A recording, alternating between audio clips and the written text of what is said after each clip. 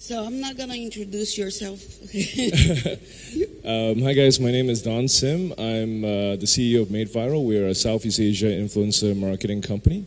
We work with about 1,500 influencers in Southeast Asia with about 850 followers. And work with them every day. Basically create video content, social media content, and live streaming videos. Okay. And my first question is actually pretty simple. Why do you believe that working with influencers is important, and how can it influence developers? I think in general, we should be talking about what kind of value the influencers bring. Fundamentally, the industry easily thinks that influencers are kind of tool for user acquisition. It's kind of replacement for the otherwise very troubling digital marketing space with a lot of fraud and high CPI prices, etc. But in general, we should also see influencers as human beings, people that have a certain emotional connection with millions of people. And because of that, you have influencers that have the ability to command a great amount of community management, basically introducing new events, introducing new content, new weapons, new items. Even there are companies who are using influencers as guild masters, who are basically commanding gamers within the game itself, and kind of perfect for that. Even though influencers are great for user acquisition, many companies are actually not really using them to its full potential. And often you have game companies that are saying, okay, we want to use them for one video, and that's about it. And it's great. You get great user base from these guys, but the gamers that are acquired by the influencers often don't feel that the influencers are creating more content, and therefore it's kind of like a disconnect between the influencers, the gamers, and the game itself. And in that point, what is the best timing to start working with influencers? There are developers that think that they should be involved in development itself and the whole design. Others think that it's only like a month or 2 months after the release. What is your opinion? Okay, that's a tricky question. For most game companies, they don't usually work with influencers while they are developing the game, simply because, especially in Asia, often game developers are worried about competition. Big game companies starts working on a game, announcing it using an influencer often triggers a lot of red flags. Other competitors might try to copy the game, etc. So that luxury is often not possible. Theoretically, it would be great to be able to work with an influencer while you're developing, because they command such a huge following. It also means that the audience, as they watch the influencers create content over time, over months, even years, you essentially have a bunch of people just waiting for this game to launch. They're watching the story unfold. They're seeing the new art, the new gameplay, etc. And once the game launches, you have a great user base immediately. Problem is, no game company actually does that in Asia. And often because influencers also need to make money. So it's kind of a tricky situation. We don't think that's going to happen anytime soon. And you had a talk yesterday about Southeast Asia. My question is, what is the biggest difference between influencers in Southeast Asia or in Asia in general in comparison to influencers in the United States, in Europe, in other areas? The biggest point is language. Southeast Asia, you have 4 predominant languages. So you have English, you have Bahasa Indonesia, Thai, and Vietnamese, covering actually most game companies localized into 4 languages as well. Because, I'm from Singapore. Singapore is part of Southeast Asia.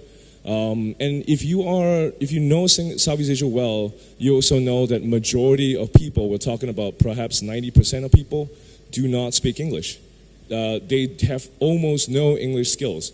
That means that these users are basically consuming only locally produced content. That means local media, that means local magazines, that means local websites, and also local influencers.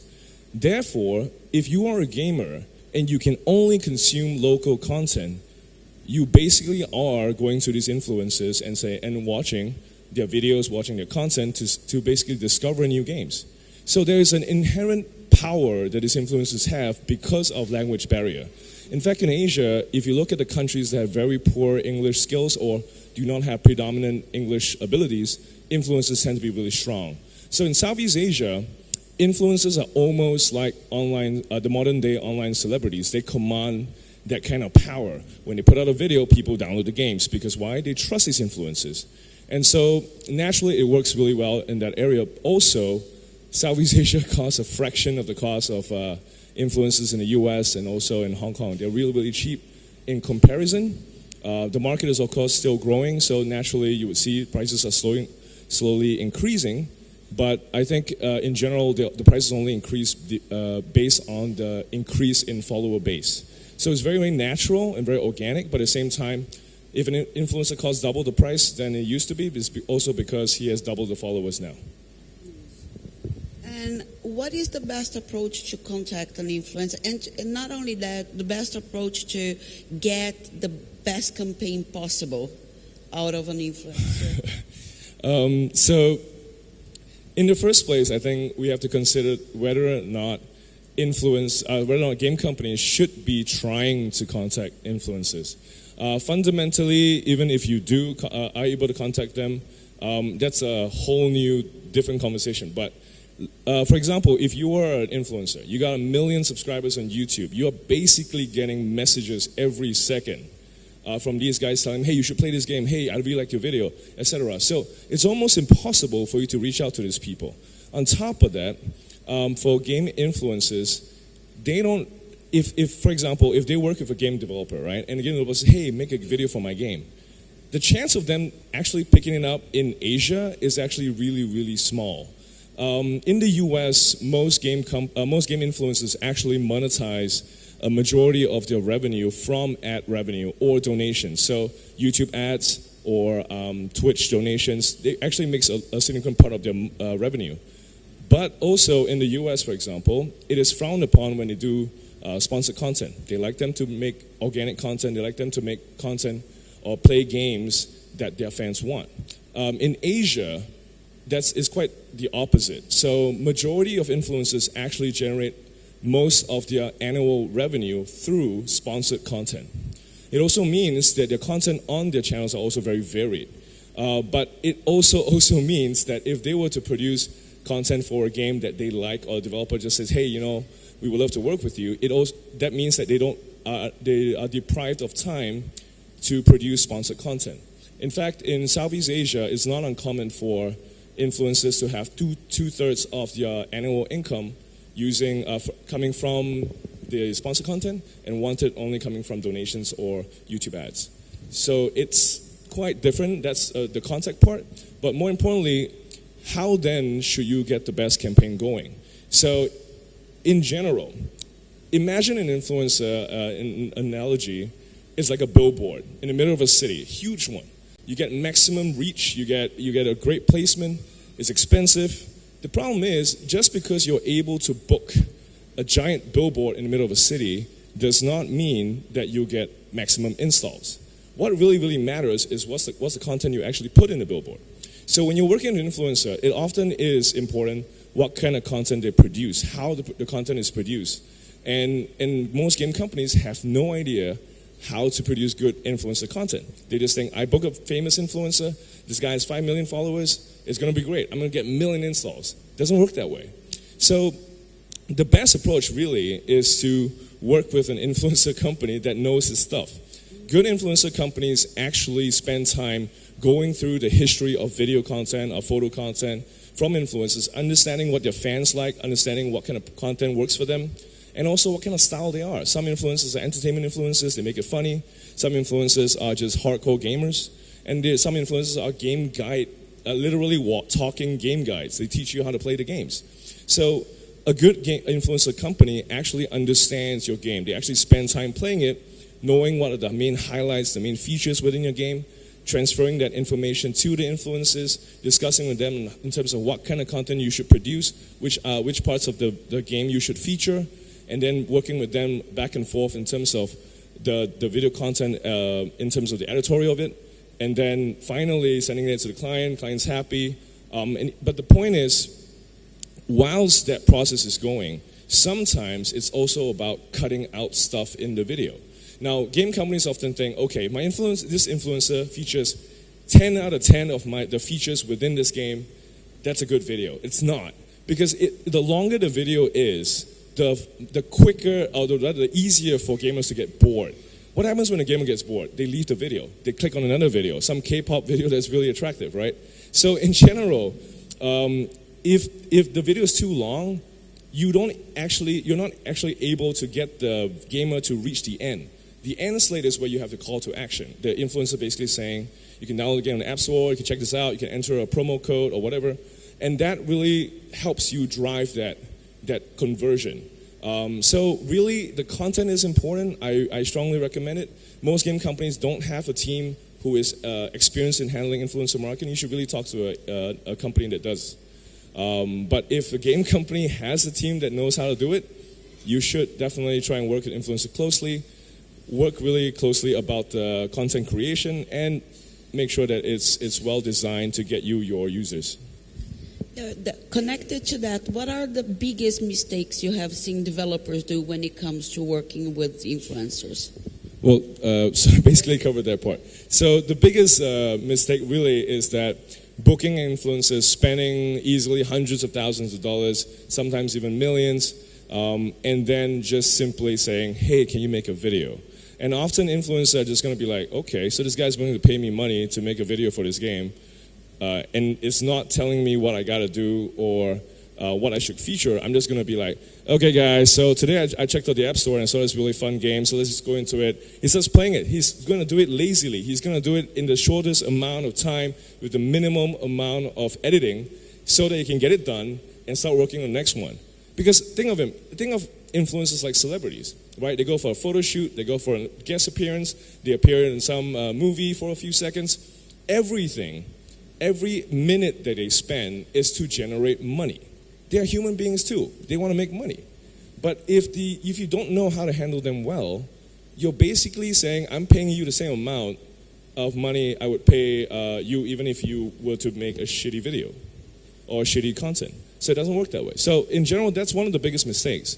And often game companies who have worked with some big influencers and don't know how to handle them well, the average views of the videos tend to be even less than, the views of the video tend to be even less than the average views of any video on the channel. Because why? There's just no heart into it. And often, if you work with a good influencer company, the views of your video tend to be higher than the average views of that channel, which is great, because more views means more conversion, means more installs, means more money. So it really is, I cannot stress even more the fact that the content on the channel, or even in the video, even what they're talking about and how they're approaching it, actually matters a lot. Yeah. And one last question. You kind of covered it already, but with the YouTube new rules that influencers have to say when it's sponsored, they cannot make up anymore. And you mentioned how people tend to see it negatively when it's sponsored. So what is the best way for developers to work with these influencers and try to not lose credibility due to the rules? The easiest way to handle this problem is really to select the right kind of influencer.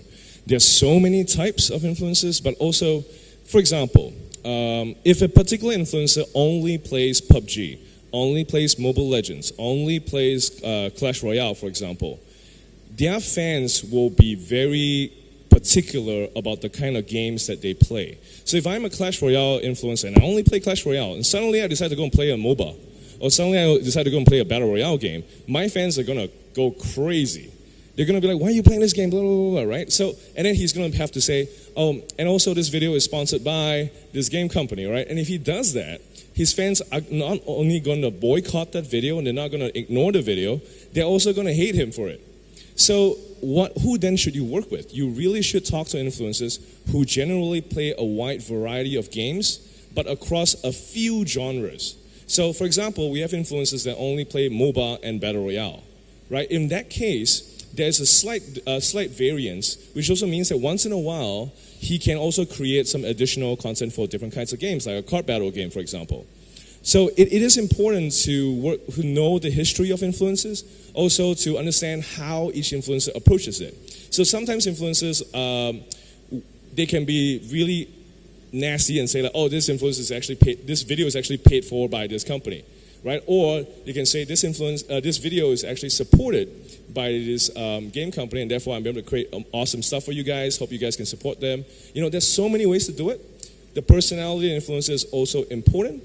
So really, I think the selection of the right influencers actually solves that problem. Most game companies just go, this guy has the highest number of subscribers or followers, we have to work with this guy. It doesn't always translate to the best results. Perfect.